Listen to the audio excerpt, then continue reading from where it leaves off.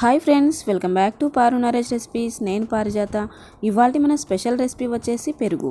పర్ఫెక్ట్గా పెరుగుని ఎలా ప్రిపేర్ చేసుకోవాలో ఈ వీడియోలో క్లియర్గా చూపిస్తాను. పెరిగే కదా మాకు తోడు పెట్టుకోవచ్చు అని మీరు అనుకోవచ్చు, కానీ కొంతమంది పెరుగు చేస్తే అంత టేస్టీగా రాదు, పర్ఫెక్ట్గా రాదన్నమాట. సో అలాంటి వారు ఇలా చిన్న చిన్న టిప్స్ని పాటిస్తూ చేస్తే మంచి టేస్టీగా రుచిగా చేసుకోవచ్చు. సో మరి మంచి టేస్ట్తో పర్ఫెక్ట్గా పెరుగుని ఎలా ప్రిపేర్ చేసుకోవాలో ఇప్పుడు చూద్దాం. ముందుగా పాలు కాగబెట్టడానికి ఇలా స్టీల్ గిన్నెను తీసుకొని ఒకసారి కడిగి తీసుకోండి.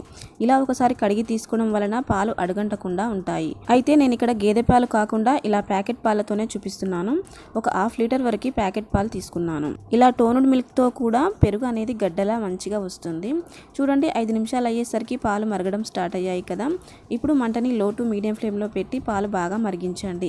ఒక 5-10 నిమిషాలు అంతసేపు బాగా మరిగించాలి. పాలపైన మీగడ అట్టులా ఫామ్ అవుతుంది కదా, అది పాలలోకి కలుపుకుంటూ ఇలా బాగా మరిగించండి. సో మొత్తానికి ఒక 5-10 నిమిషాలు బాగా మరిగిస్తే ఇలా చిక్కగా అవుతాయి. ఇప్పుడు స్టవ్ ఆఫ్ చేసేసి పక్కకు తీసుకుందాం. ఈ పాలని మరీ వేడివేడిగా కాకుండా కొంచెం గోరువెచ్చగా అయ్యేంత వరకు పక్కన పెట్టండి. అంటే మనం ఫింగర్ పెట్టి చూస్తే ఫింగర్కి వేడి తగలాలన్నమాట. అంతవరకు చల్లారితే సరిపోతుంది. మరీ ఎక్కువ చల్లగా అయ్యేంత వరకు పక్కన పెడితే పెరుగు కరెక్ట్గా రాదు, అంత రుచిగా కూడా రాదు. సో ఇప్పుడు గోరువెచ్చటి పాలను ఇలా ఒక గిన్నెలోకి తీసుకుందాం. అయితే నేను ఇక్కడ పెరుగుని 2 ఫ్లేవర్స్లలో చేస్తున్నాను కాబట్టి ఇలా 2 గిన్నెలలోకి తీసుకుంటున్నాను. మీరు కావాలంటే ఒకే గిన్నెలోకైనా తీసుకోవచ్చు. ఒకసారి నేను చెప్పే ఈ స్టైల్లో ట్రై చేసి చూడండి. ఇలా 2 గిన్నెలలోకి పాలు తీసుకున్నాం కదా. ఫస్ట్ ఒక గిన్నెలోకి 1 టీ స్పూన్ అంత పెరుగుని తీసుకొని ఇలా అంతా బాగా కలిసేంత వరకు కలపండి. ఇలా పాలలో చక్కగా కలిపాక ఇప్పుడు రెండో గిన్నెలోకి కూడా 1 టీ స్పూన్ పెరుగుని తీసుకొని కలపండి. ఇలా కలిపామంటే మనకి పాలల్లో చక్కగా పెరుగు తోడు అనేది కరిగిపోతుంది. అయితే ఫస్ట్ గిన్నెను నార్మల్గానే తోడు పెడుతున్నాను. ఇలా రెండో గిన్నెలోకి ఒక పచ్చిమిరపకాయ యాడ్ చేయండి. తొడిమతో సహా ఒక పచ్చిమిరపకాయ యాడ్ చేస్తే పెరుగు అనేది పచ్చిమిర్చి ఫ్లేవర్తో చాలా బాగా వస్తుందండి. మీరు ఒకసారి ట్రై చేసి చూడకపోతే ఈసారి ట్రై చేసి చూడండి. మంచి ఫ్లేవర్తో చాలా చాలా బాగా వస్తుంది. అయితే ఈ పాలు పెరుగులా తోడుకోవడానికి ఒక 7-8 గంటలన్నా టైం పడుతుంది. కాబట్టి 7-8 గంటల సేపు పక్కన పెట్టేసుకుందాం. చూడండి, నేను 8 గంటల తర్వాత తీసి చూపిస్తున్నాను. పెరుగు చూడండి పర్ఫెక్ట్గా తోడుకుంది. ఇలా పచ్చిమిర్చి ఫ్లేవర్తో ఈ పెరుగు అయితే చాలా చాలా టేస్టీగా ఉంటుంది. ఇప్పుడు రెండో గిన్నెను కూడా ఓపెన్ చేసి చూద్దాం. ఇలా రెండో గిన్నెలోని పెరుగు కూడా గడ్డలాగా చూడండి ఎంత పర్ఫెక్ట్గా వచ్చిందో.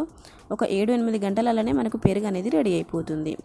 ఇలా చేసిన ఈ పెరుగుని మీరు డైరెక్ట్గా అయినా సర్వ్ చేసుకోవచ్చు, లేదా 2 గంటల పాటు ఫ్రిడ్జ్లో పెట్టైనా అది చల్లచల్లగా సర్వ్ చేసుకోవచ్చు. మీరు ఎలా తిన్నా కూడా మంచి టేస్టీగా ఉంటుందండి. మెయిన్గా ఈ పచ్చిమిర్చి వేసాం కదా, ఆ గిన్నెలోని పెరుగు అయితే మంచి టేస్టీగా అనిపిస్తుంది. మీరు ఈసారి పెరుగు చేస్తుంటే ఓసారి ఇలా తొడిమతో సహా పచ్చిమిర్చిని వేసి చూడండి. ఆ ఫ్లేవర్తో మంచి టేస్టీగా అనిపిస్తుంది. సో ఫ్రెండ్స్, మరి ప్యాకెట్ పాలతో ఈ గడ్డలాంటి కమ్మని పెరుగుని ఎలా ప్రిపేర్ చేసుకోవాలో చూసాం కదా.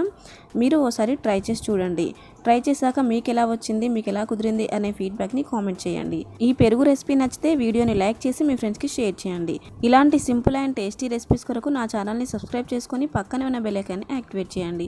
ఇలా చేయడం వల్ల నేను ఏ రెసిపీ వీడియో పెట్టినా కూడా ముందుగా నోటిఫికేషన్ మీ హోమ్ పేజ్కి వస్తుంది. సో మిస్ అవ్వకుండా ముందుగా మీరే చూడొచ్చు. Thanks for watching.